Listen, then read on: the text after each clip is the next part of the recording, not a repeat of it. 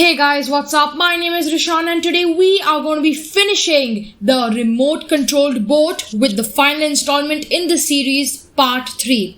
Today is an extremely exciting day, ladies and gentlemen, so get your snacks or drinks and let's get ready for this one.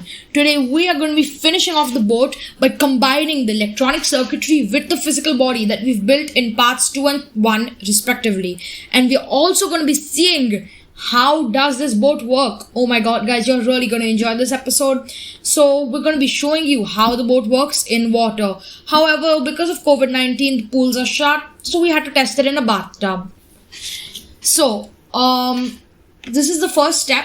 So what you're going to need is, you're going to need the electronic circuitry from last time and the body from the first time, like part 1. And you're also going to need either some string, thread, or or just some wire. I used red wire as I found it to be the most stable. It holds its shape and it's much easier to work with, if I'm being honest. I did not take the easiest approach. However, I did take the tightest approach to hold it down the most tight that it can be, so that it's more secure into the boat. Now you could do it a much easier approach by taking 2 strings and putting them down from the top in the holes. Now, if you remember from the first part, we've built holes into the board, into the place that we've built to hold the board into.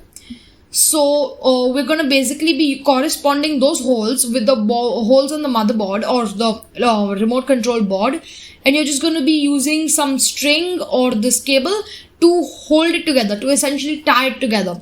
I was going to use hot glue, but I did not want this bond to be permanent, as a lot of other things, as I might dismantle this project to work on much more interesting or other ones.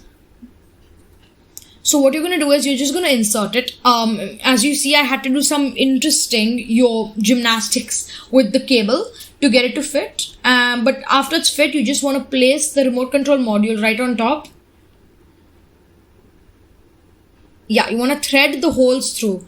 So usually a remote control module would have 4 holes on each of the corners. This is usually so you can screw it in, but I did not have the screw bits required to screw it in.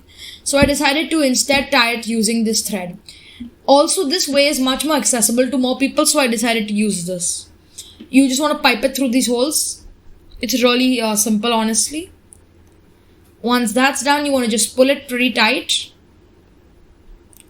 Okay, now that it's tightly in, you want to basically pull it through the bottom of the final hole, the top left corner of your boat. So what I'm doing is I'm taking the first hole and I'm pumping extra cable through it so that there is more slack for me to pull on and finally tie it up together in the end. Now, if you observe this clip, you can see that it did not actually work out very well for me, but I managed to pull through in the end.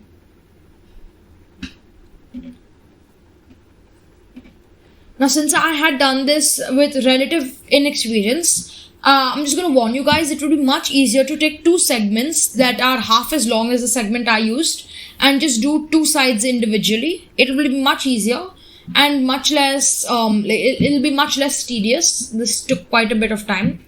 Now, also, while this is happening, you'll want your glue gun being heated up in the background. We're going to use it, not too much, just a bit. But we're also going to be using it to hold the motors in. So you might want to keep your glue gun pretty nice and hot. Now, I'm sorry guys, this keeps happening, but my camera has again died for this part. We did not notice it until afterwards, and we could not refilm it as the boat had already been built and had gone to my friend's house for testing. I'm really sorry guys. So I'm just going to explain it to you in as much detail as I can, how to attach the motors. Now we've just tied the 2 threads together, securing the remote control module firmly into place. And all I've done is just added some glue gun to hold it together. Otherwise, it has a risk of just banging somewhere and coming off. So the way you're going to install your motors is, you want to first figure out which motor do you want to be the right motor and which motor do you want to be the left motor. Now with the back facing you, you want to start inserting those motors into the hole that we've built into the back of the bottle.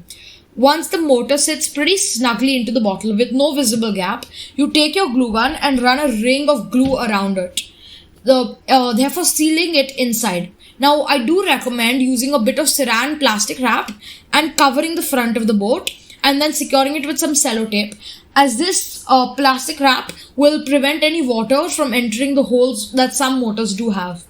My motors did have holes, but instead of plastic wrapping it, I used my glue gun and sealed the front. That was a mistake.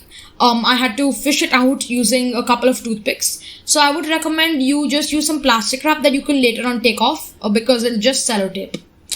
Once you've installed both of the motors and glue gun the rings together, you want to just hold it into place. Do not move it at all. Just leave it right there. And that will really help you, as the glue gun will have time to cool down and it will not be unstable and keep moving around. Also, once it's completely cooled down, you might want to start gluing it in from the inside out so that it just has some extra stability. I did do this, which is why the boat did not break in the water. For your pleasure, the testing, my favorite part.